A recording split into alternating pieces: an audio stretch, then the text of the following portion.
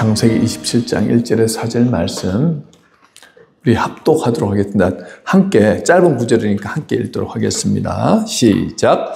이삭이 나이가 많아 눈이 어두워 잘 보지 못하더니 맏아들 에서를 불러 이르되 내 아들아 하매 그가 이르되 내가 여기 있나이다 하니 이삭이 이르되 내가 이제 늙어 어느 날 죽을런지 알지 못하니 그런즉 내 기구 곧 활을 가지고 들에 가서 나를 위하여 사냥하여 내가 즐기는 별미를 만들어 내게로 가져와서 먹게 하여 내가 죽기 전에 내 마음껏 내게 축복하게 하라. 아멘.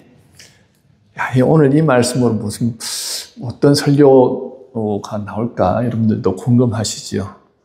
하나님 중심으로 다시 돌아오라 라는 제목입니다. 여러분 오늘날 우리는요 하루 종일 너무 많은 것들을 보고 삽니다. 아침에 눈을 뜨면요 뉴스가 쏟아지고 휴대폰을 켜면 끝없는 정보와 영상이 몰려옵니다. 사람들의 말, 세상의 유행, 세상의 가치관이 우리의 눈과 귀를 가득 채우더라는 거죠. 무엇이 옳은지 무엇이 하나님께서 원하시는 일인지 내가 좋아하는 것, 내가 편한 것을 먼저 생각하다 보니까요 정작 가장 중요한 하나님의 뜻과 하나님의 마음은 잘 보이지 않더라는 거죠. 예배를 드려도 말씀을 들어도 하나님이 오늘 내게 무엇을 말씀하시는지를 듣기보다 내가 원하는 것을 얻기를 원하더라는 것입니다. 그러다 보니까 내가 듣기를 원하는 그 말씀, 위로의 말씀, 평안의 말씀, 복의 말씀이 임하지 않으면 실망이 되고 답답하기도 하고 막 그렇지요. 오늘 우리가 너무나도 많은 것이 들리고 또 보이는데 과연 우리는 하나님의 음성을 듣고 하나님이 역사하신 것을 볼 수 있느냐 하는 것입니다. 어떤 면에서요. 정말 우리가 클릭만 하면 좋은 설교들, 좋은 말씀들이 많이 있음에도 불구하고 그 많은 말씀이 우리 안에서 역사하지 못하고 그것을 우리가 듣고 보고 실천하지 못하는 또 그러한 모습을 통해 가지고 하나님의 나라와 뜻을 위해서 살아가지 못하는 우리들의 모습은 과연 그 원인이 어디에서 오는가 생각해 볼 필요가 있다는 거죠.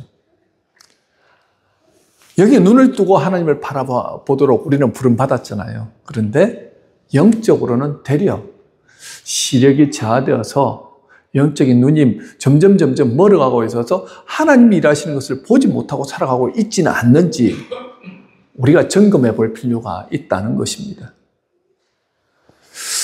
여러분 이삭하면 여러분 어떤 사람입니까? 믿음의 조상 아닙니까? 한때는요 정말 하나님이 형통하게 하시는 복을 주셨던 바로 그 사람입니다. 그러나 세월이 흐르면서 육신의 눈뿐만 아니라 영적인 눈도 흐려지는 것을 볼 수가 있습니다. 오늘 본문은 믿음의 조상조차 하나님을 잃어버릴 수 있다는 사실을 보여주고 있습니다. 그리고 우리에게 묻습니다. 너희들 지금 무엇을 바라보고 있느냐?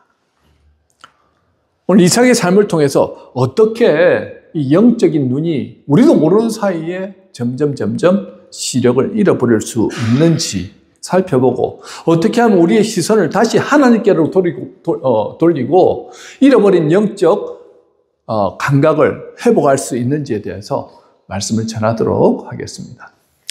본문 1절 한번 보실까요? 우리 다 같이 읽습니다. 시작. 이삭이 나이가 많아 눈이 어두워 잘 보지 못하더니 맏아들 에서를 불러 이르되 내 아들아 하매 그가 이르되 내가 여기 있나이다 하니. 자, 여기에서 제가 이제 문제를 하나 내겠습니다. 맞추시는 분한테는요, 제가 맛있는 거 한번 대접할게요. 정말 어려운 문제이기 때문에 제가 이렇게 하겠지요. 혹시나 아시는 분은 그냥 속으로만 가지고 계시고 손 들어서 또 답을 말씀하지는 마세요. 예.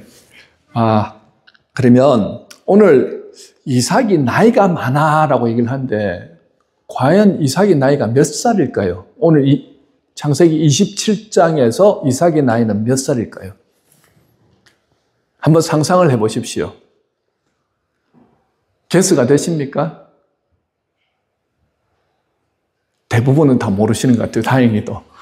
오늘 일부 예배에 참여하셨던 우리 집사님만 딱 희미한 웃음을 머금고 계신데요. 자, 그러면 한번 살펴보십시다. 창세기 25장 20절에 보면요, 이삭이 몇 살에 리브가와 결혼했다고요? 몇 살에? 40세에 결혼했습니다. 그 다음에 몇 살에 야곱을 낳았습니까? 야곱과 에서를 몇 살에 낳았습니까? 60세에 낳았다 그러죠. 예, 60세에. 그 다음에 창세기 26장 34절에 보면 야곱이 결혼을 하는데 40세 해족 속의 여자들과 결혼했다라고 나오죠. 예, 해족 속의 여자들과 결혼했다라고 나옵니다. 예, 그러면 100살이 되잖아요. 100살. 이삭의 나이는 100살. 그리고 이 100살 때까지는 어떻게 해요? 이삭이 하나님과 함께하는 삶을 살았습니다. 그런데 오늘 본문에서 이삭이 에서에게 축복하려고 하는 이 상황 가운데에서 그 소식을 듣고 리브가가 아들 야곱에게 네가 아버지가 지금 에서에게 축복하려고 하니까 네가 지금 맛있는 고깃국을 내가 끓여줄 테니까 그거를 준비해가지고 에서 대신 들어가가지고 네가 축복을 받아라. 그래가지고 몸에도 털을 붙이고 목소리도 조금 에서 흉내를 내고 해가지고 들어가서 결국은 축복을 받잖아요. 그 일로 인해서 에서가 분노하지요. 그 사실을 알고 난 다음에 어떻게 합니까? 야곱을 죽이겠다고 하고, 야곱은 도저히 이제 여기 집에서는 살 수가 없으니까 어떻게 합니까? paddan 아람의 외삼촌 라반의 집으로 도주하게 됩니다. 그래서 동족 상잔의 비극이라고 할 수 있잖아요. 그렇게 떨어져서 형과 아우는 원수가 되어지고 부모님과는 살 수가 없어가지고 떨어져서 그렇게 살아가게 되지요. 그때가 몇 살이냐고요? 그때가 야곱에서의 나이가 77세 때입니다. 몇 살이죠? 77세 때. 그러니까 우리가 야곱이 나이가 굉장히 어렸을 때 한 20세 때 이렇게 부모님 집을 떠났다 생각하는데 그렇지 않아요. 77세까지 결혼도 하지 못했던 상황입니다. 사실은 이 사실까지 이제 제가 여러분들에게 성경적으로 밝히려고 하면 시간이 많이 지나가기 때문에 일단은 77세 때 떠났다는 것만 알고요. 그러면 오늘 본문에 이삭의 나이가 몇 살이라고요? 137세입니다. 여러분, 137세 때, 오늘 본문에서는 눈이 멀어라고 지금 말하고 있습니다. 사람이 137년 동안 살다 보면요, 가장 먼저 노쇠화 현상이 일어나는 곳이 어딘 것 같습니까? 제가 볼 때는 눈인 것 같아요. 우리 교회에서도 우리 대략 한 70세가 넘으니까 어디에서부터 문제가 생기냐면 눈에서부터 문제가 생기더라고요. 백내장, 그 다음에 녹내장, 황반변성, 그 다음에 각막이 떨어지는 이런 일들, 그 눈에서 다 문제가 생겨가지고 수술을 받기 시작하더라는 겁니다.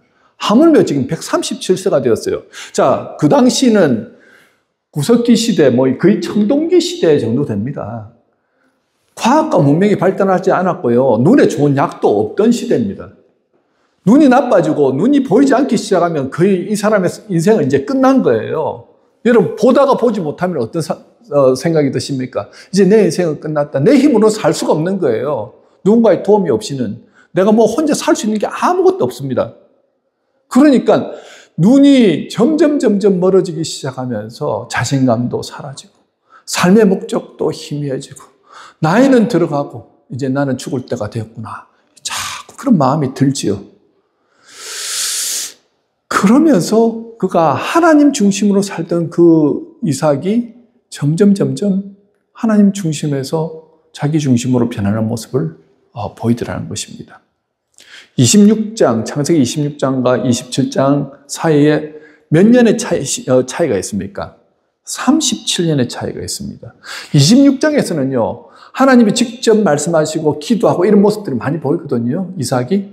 그런데 이삭의 모습 속에서 그가 하는 일 동안 그 주변의 사람들이 이삭과 함께 하시는 하나님을 보았다라고 그렇게 얘기할 정도로 하나님이 동행하시는 사람이었습니다. 그런데 이 37년의 삶 가운데서 도대체 어떤 일이 있었길래 점점 이삭은 하나님이 동행하시는 모습이라기보다는 자기 중심이 되어서 사는 그런 모습으로 살아가더라는 거죠. 그러면서 오늘 본문의 2절에 보니까 뭐라고 합니까? 이삭이 이르되 내가 이제 늙어 어느 날 죽을런지 알지 못하니라고 말합니다. 나이가 들었기도 들었거니와 지금 점점 이렇게 눈이 보이지 않고 하니까 자신감도 없어졌겠죠. 그러니까 하는 말이 언제 죽을지 모르니까 어떤 결정을 하느냐는 거예요. 죽기 전에 내가 축복하겠다. 내가 받은 그 영적 축복, 아버지 아브라함으로부터 하나님이 아브라함에게 주셨던 그 축복이 그것이 그대로 이삭에게 전해졌잖아요. 그 축복을 받은 후에 그리고 그 축복을 누구에게 주겠다고요? 오늘 에서에게 주겠다라는 것입니다. 근데 좀 이상하죠? 창세기 25장 23절에 보면요. 분명히 리브가가 임신하였을 때 여호와께서 그에게 말씀하셨어요. 리브가와 그리고 누구에게요? 이삭에게. 같이 읽습니다. 시작. 여호와께서 그에게 이르시되 두 국민이 내 태중에 있구나. 두 국민이 내 복중에서부터 나누이리라. 이 족속이 저 족속보다 강하겠고 큰 자가 어린 자를 섬기리라. 자, 이삭은 분명 큰 자가 아닌 작은 자, 곧 야곱이 하나님의 언약을 계승하게 될 것이라는 거예요. 하나님 나라의 백성, 하나님께서 축복하실 그 축복을 받고 살아가겠다라는 거죠. 그럼에도 장남인 에서를 지금 이삭은 언약의 계승자로 세우려고 하고 있습니다. 도대체 37년 동안 어떤 일들이 있었기에 믿음의 사람인 이삭이 영적 소경이 되어버린 걸까요? 자, 이삭은 다음과 같이 말합니다. 오늘 본문 3절 4절입니다. 같이 읽겠습니다. 시작. 그런즉 내 기구 곧 화살통과 활을 가지고 들어가서 나를 위하여 사냥하여 내가 즐기는 별비를 만들어 내게로 가져와서 먹게 하여 내가 죽기 전에 내 마음껏 내게 축복하게 하라. 자, 여기에서 나라는 말이 몇 번 나옵니까? 나라는 말, 나, 내. 몇 번 나오죠? 예, 친절하게 제가 빨간 것으로 잘 표현해놨죠. 5번 나옵니다. 5번. 자, 오늘 이삭이 에서에게 하려는 축복은요, 단순히 장자에게 하려는 축복이 아니라 하나님의 언약 계승자를 축복하는 행위라는 거예요. 이게 뭐냐면요, 정말 죽기 직전에 내가 가진 이 복을, 내가 가진 이 유업을, 유산을 거의 내가 지금 축복하는 그 대상에게 다 전달해주는 단 한 번 있는 축복권을 행사하는 굉장히 중요한 날입니다. 우리가 세례 받을 때 세례를 2번, 3번 안 받잖아요. 그런 거하고 마찬가지입니다. 단 한 번만 받습니다. 자, 이렇게 중차대한 일을 할 때 지금 어떤 상태에서 하는 것 같습니까?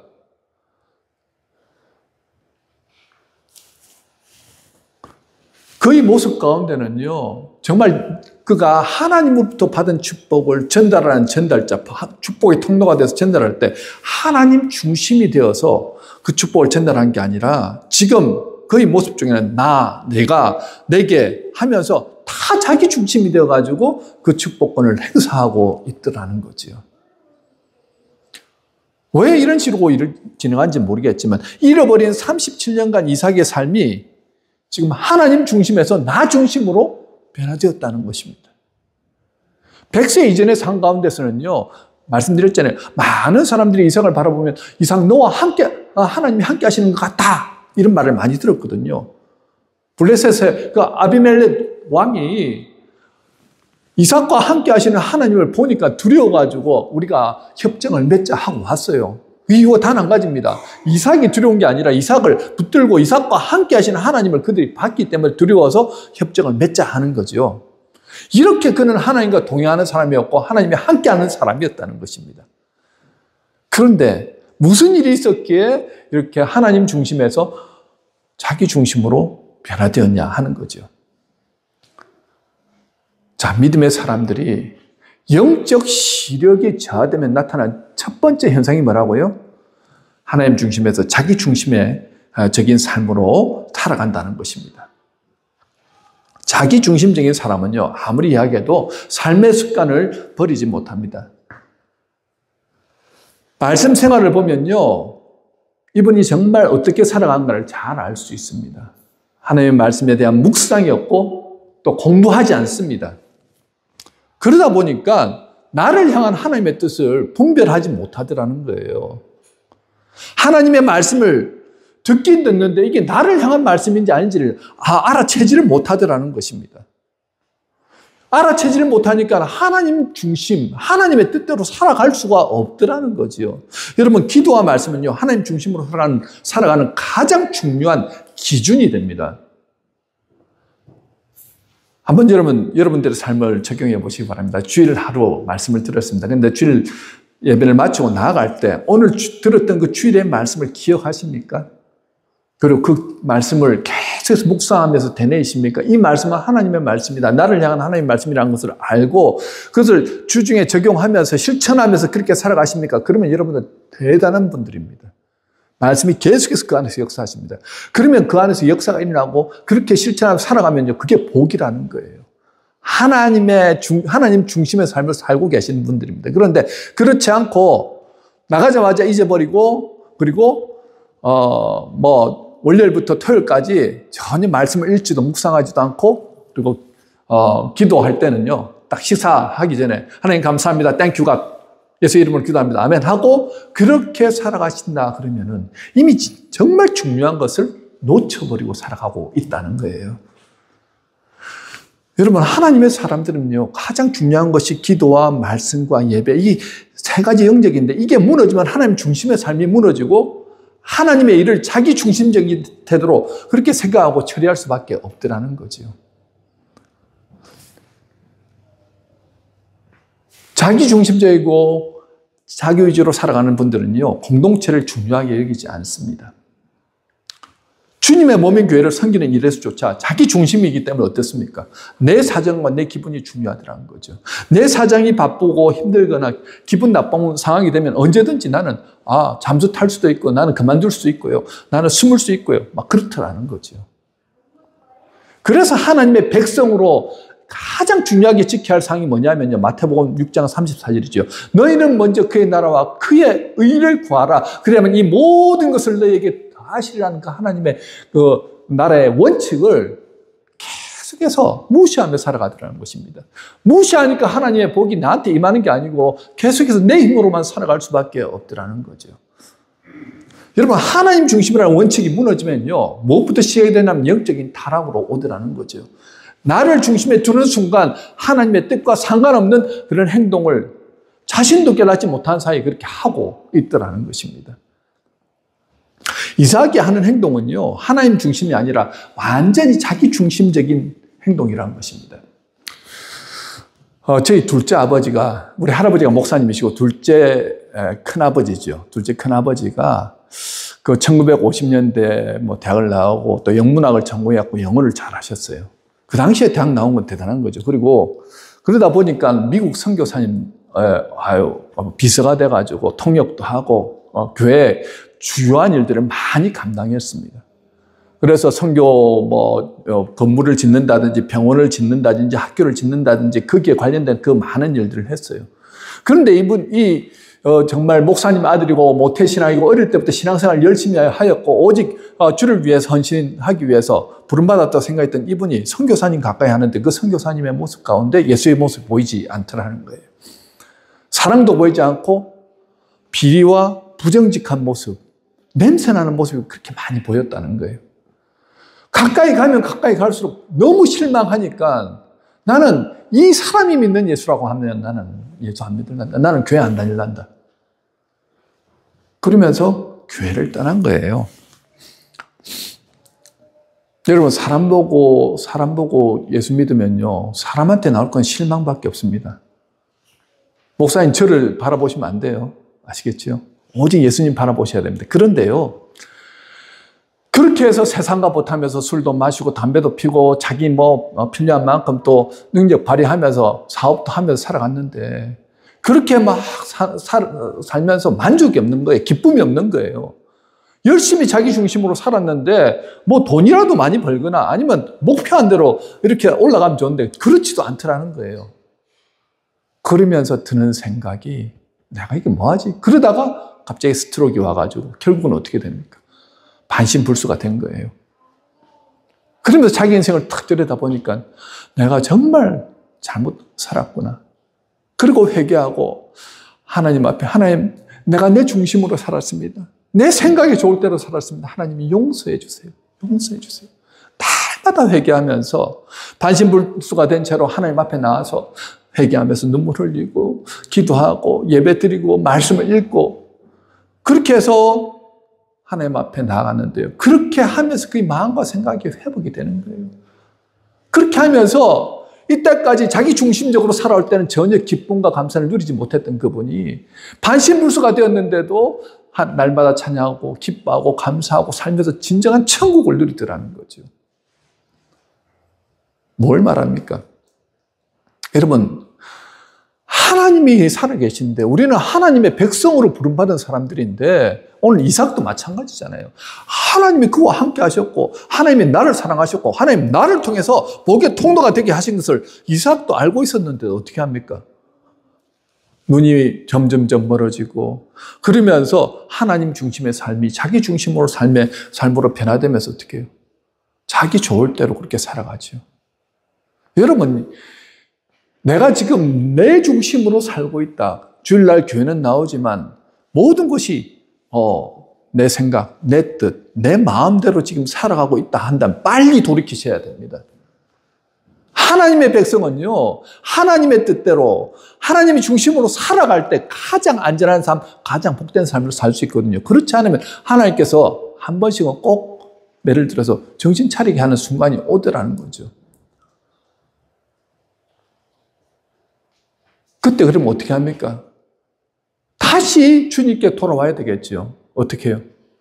기도의 삶, 기도의 자리에, 말씀의 자리에, 그리고 예배의 자리에 나와서 하나님께 부르짖고 하나님께 도움을 구하고 하나님과의 관계를 맺어가기 시작할 때 그때부터 다시 회복이 일어나더라는 거죠. 주님은 분명히 말씀합니다.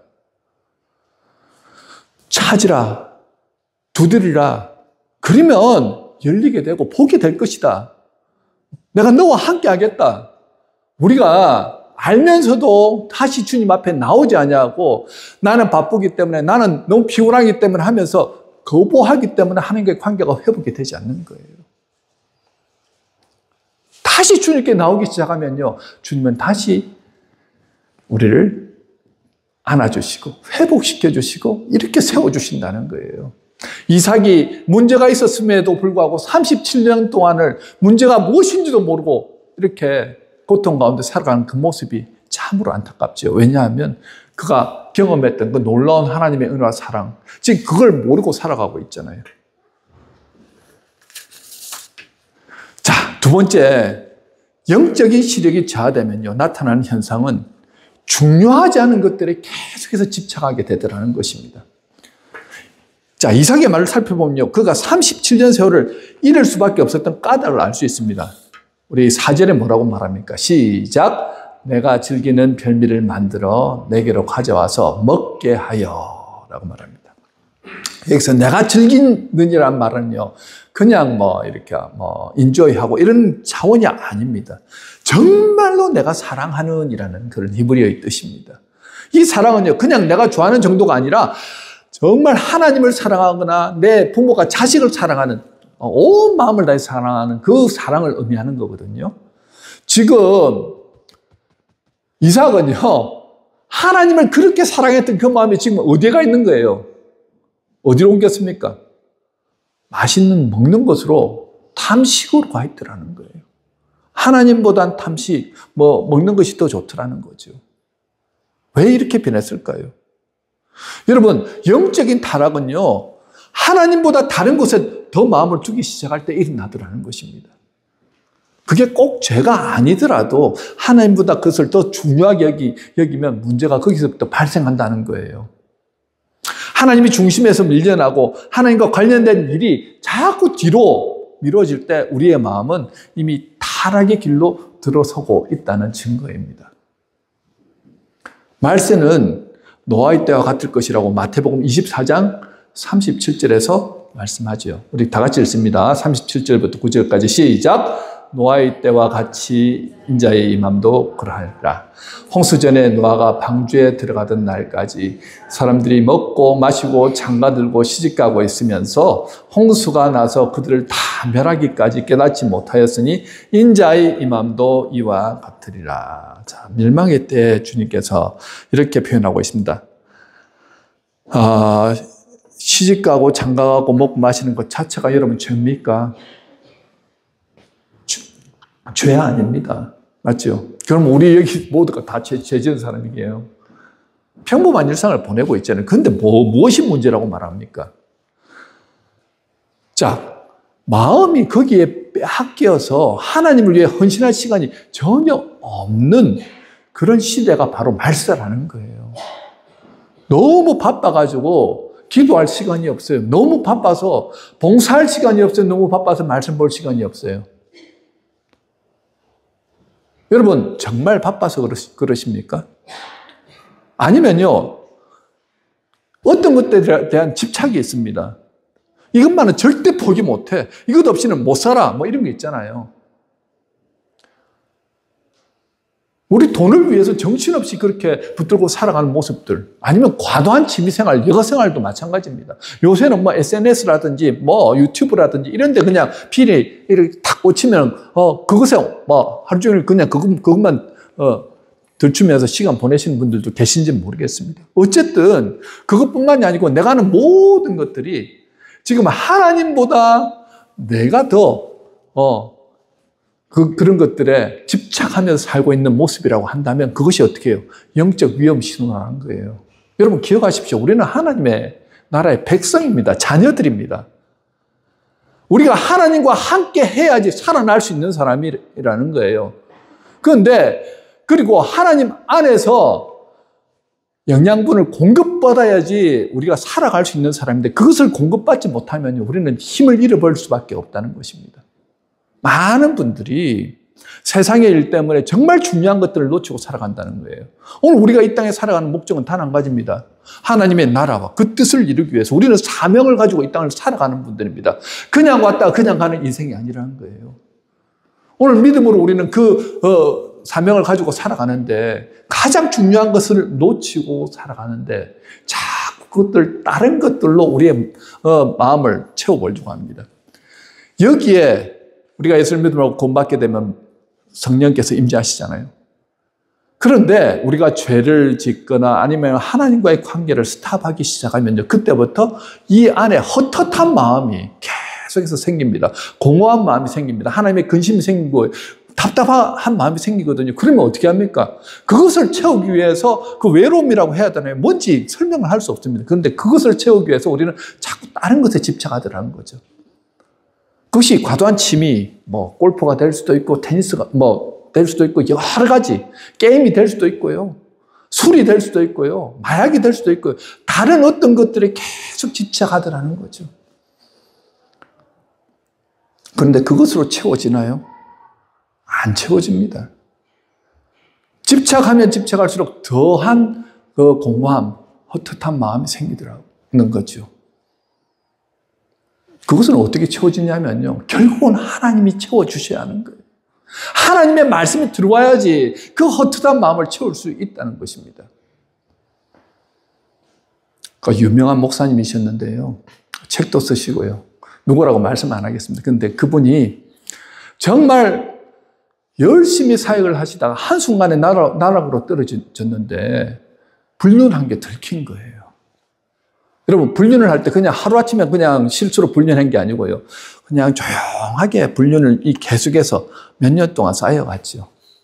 그런데 그분이 참 은혜 가운데서 교회도 든든하게 세워가고 막 그렇게 하셨는데 결국은 그것이 성도들에 의해서 들키고 그가 쌓았던 모든 것이 한순간에 나락으로 완전히 떨어지는 것을 경험했습니다. 왜 그렇게 됐느냐? 자기 자신을 살펴보니까요, 그 헛헛한 마음을 딴 데서 채우려고 했다는 거예요. 그 안에 있던 그 쓴뿌리 같은 게 있었는데 그것을 이 뭔지는 모르지만 이 헛헛한 마음을 하나님의 말씀, 하나님의 은혜, 하나님의 능력으로 채우기보다는 여인의 아름다운 향기로 채우려고 하다 보니까 어떻게 됩니까? 결국은 하나님께서 참고 참으시다가 다 드러내시는 그런 순간이 오지요. 드러내신 게 그에게는 큰 복이었습니다. 다시 살아날 수 있는 귀한 계기가 되어가지고 회개하고 그가 돌이키면서 더 훌륭하고 더 유명한 목사님이 되었어요. 그래서 그가 쓴 책이 베스트셀러가 되었죠. 내면 세계의 질서와 영적 성장이라는 그 책을 주신 고든 맥달 목사님이신데요. 그런 고통과 아픔 속에서 자기 자신이 다시 하나님 안으로 들어가고 하나님 앞에서 해결함 받았을 때 진정한 치유와 회복이 일어나더라는 것입니다. 지금 이삭의 문제도 그러했다는 거죠.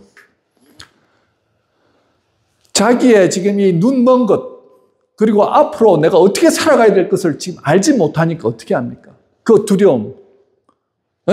그러면서 계속해서 다른 것들로 채우려고 했는데 그는 먹는 것으로 채우려고 했다는 것입니다. 아무리 먹어도 그의 헛헛한 마음을 채워줄 수가 없더라는 거죠. 여러분, 그렇기 때문에 우리 안에 지금 잘 점검해 보셔야 돼요. 말씀을 들었잖아요. 그럼 내 안에 지금 뭔가 헛헛한 마음이 있고 뭔가 공허한 마음이 있고 뭔가 지금 다른 것에 집중하면서 그걸로 자꾸 채우려고 한다는 마음이 드십니까? 그럼 지금 주님께서 돌아오라는 사인입니다. 어떻게 돌아가면 될까요? 많은 분들이 말씀하세요. 목사님, 성경 말씀 읽으면요, 어려워요. 잘 이해가 안 돼요. 이걸로 무슨 영적인 체험을 받고 힘을 얻는지 잘 모르겠어요. 이렇게 말씀하시는 거예요. 맞습니다. 쉽지 않습니다. 어렵습니다. 그런데요, 여러분들이 가장 사랑하시는 부모님과 아니면 친구들, 아니면 애인과 함께 할 때 뭐 그렇게 심각한 얘기 안 하잖아요. 여러분들의 일상을 얘기하듯이 시간을 정해놓고 그분과 함께 하는 거예요. 저 같은 경우는 매일 새벽 시간에 나와서 이게 본당에서 하나님 앞에 기도하고 예배하고 말씀을 전하고 다시 기도합니다. 그것뿐만이 아닙니다. 낮이 되면요, 잠시 이 주변을 귀에다가 이어폰 하나 꽂고는 나가서 성경 말씀을 계속 들어요. 들으면서 한두 바퀴를 돌고 그렇게 들어옵니다. 저녁이 되면요, 오늘 내가 어떤 삶을 살았는가 한 30분 정도를 기도하면서 내 영적 일기를 적습니다. 종일토록 주님과 함께하는 시간을 일부러 가지려고 하는 거예요. 그러면서 내가 주님께 묻고 주님이 내게 말씀하시면 그것을 받아 적었다, 그렇게 살려고 애쓰고 노력한다는 거죠. 여러분, 이게 굉장히 중요합니다. 우리가 주님을 찾잖아요. 주님을 두드리잖아요. 주님께 나가려고 할 때 주님은 우리에게 지혜도 주시고 사랑도 주시고 복도 주시고요, 위로도 해주십니다. 가셔야 된다는 거예요. 누가 대신 해줄 수 있는 게 아니라는 겁니다. 저와 여러분이, 나는 하나님의 사람이기 때문에 나는 선택해서 꼭 하나님 은혜 받아야 되겠다 하고 시간을 정해서, 짧은 시간이라도 괜찮아요. 어떤 분은 목사님, 제가 너무 시간이 없습니다. 바쁩니다. 단 10분이라도 내가 이 시간만큼 집중해서 오늘 말씀 한 장만이라도 읽겠습니다. 잠시 기도하고 한 장 읽고 하루를 시작해 보십시오. 자기 전에 단 5분이라도 내가 하나님 앞에 기도하겠습니다. 이걸 매일매일 해보십시오. 그러면 그 5분이 10분이 되고 20분이 되고 30분이 되고 그 안에서 풍성한 하나님의 은혜와 능력을 경험하게 된다는 거예요.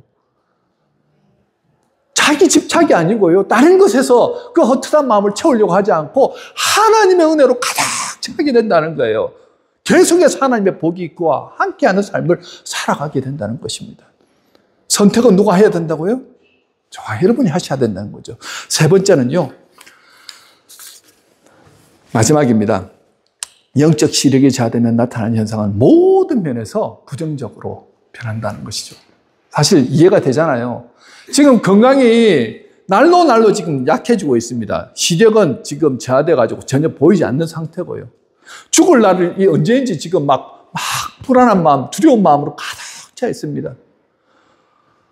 자, 그런데 그가 뭐라고 말합니까? 2절입니다, 2절. 자, 시작. 내가 이제 늙어 어느 날 죽을는지 알지 못하니. 자, 다시 문제 냅니다.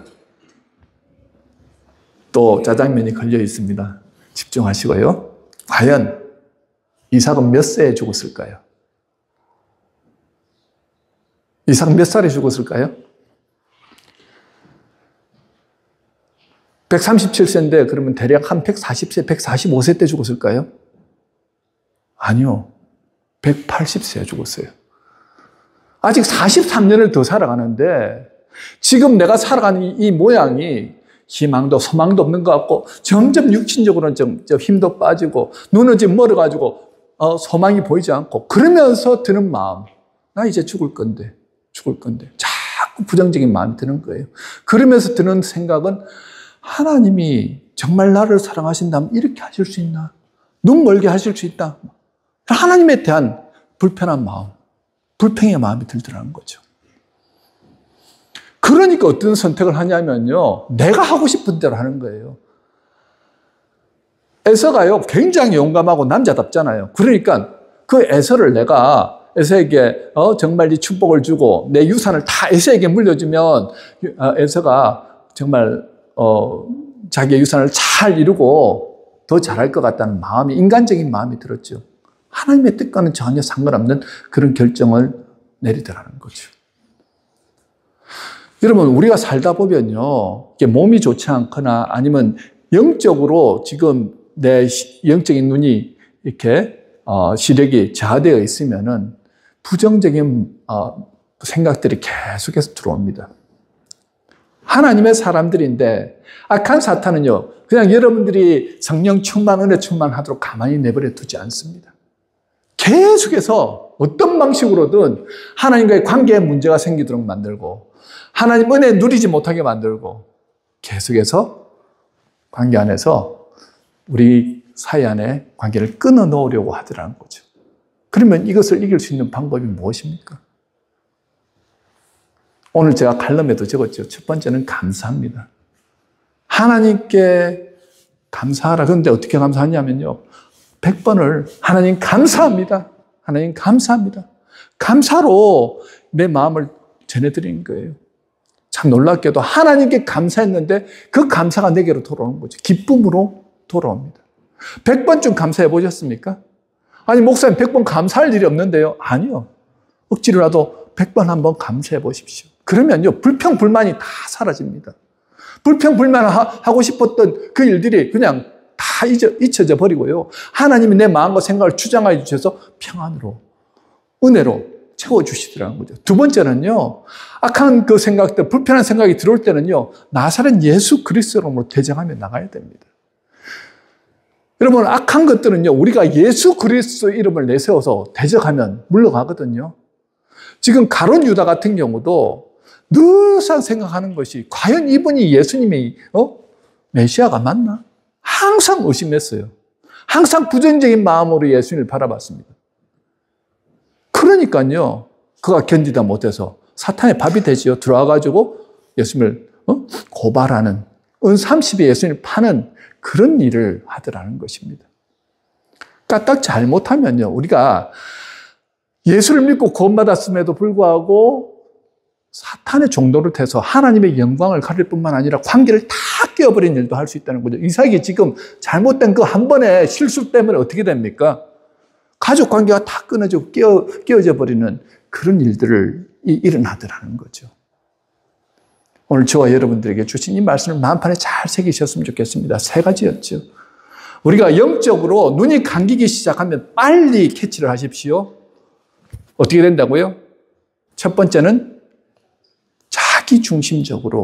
첫 번째는 자기중심적으로 서 나간다는 것입니다. 맞죠? 두 번째는 자꾸 다른 것들에 집착합니다. 내가 하나님 중심인 삶은 어떻게 하나님께 영광 올려드리는 선택을 하는데 계속해서 다른 것들에 집착하고, 세 번째가 뭐라고요? 부정적인 생각이 든다는 것입니다. 오늘 진단이 제대로 내려지면 그 다음부터는 살 길이 열린다는 거죠. 오늘 여러분들이 이 자리에 오신 분들은 다 믿음 생활 잘 하시는 분들인 줄 믿습니다.